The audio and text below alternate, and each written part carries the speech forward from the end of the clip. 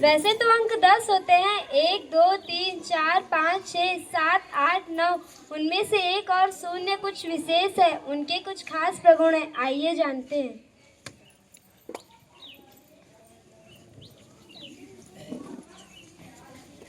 मैं शून्य हूँ। मेरे अपने कुछ खास प्रगुण हैं। मैं अंकों में सबसे छोटा हूँ। यदि मैं किसी पूर्णांक में जोड़ा जाता हूँ तो योगफल वही पूर्णांक होता है। यदि किसी पूर्णांक से घटाया जाता हूँ तो वही पूर्णांक होता है।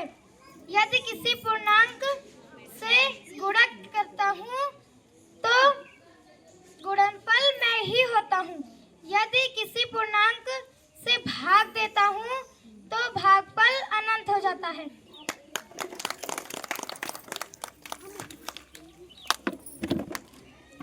मैं एक हूँ, मेरी भी एक अलग पहचान है। मैं ना तो सम संख्या हूँ और ना ही मैं विषम संख्या हूँ।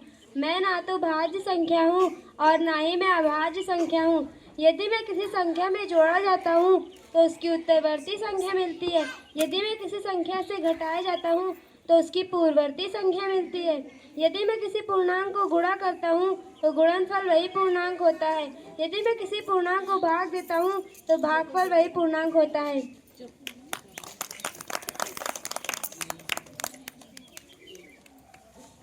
हम प्राकृतिक संख्या है। हमारे द्वारा वस्तुओं की गिनती की जाती है। हमें धन पूर्णांक भी कहते हैं। हमारा सबसे छोटा मित्र एक है और सबसे बड़ा कोई नहीं है।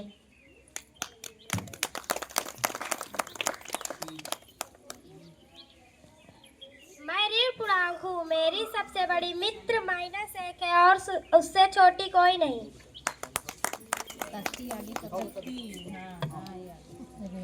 मैं ऋण पूर्णांक हूँ। मेरी सबसे बड़ी मित्र -1 है और सबसे छोटी कोई नहीं।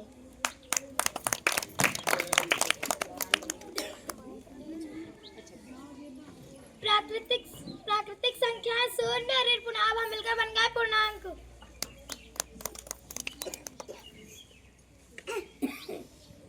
हम भिन्न हैं, हमें भी शामिल कर लो।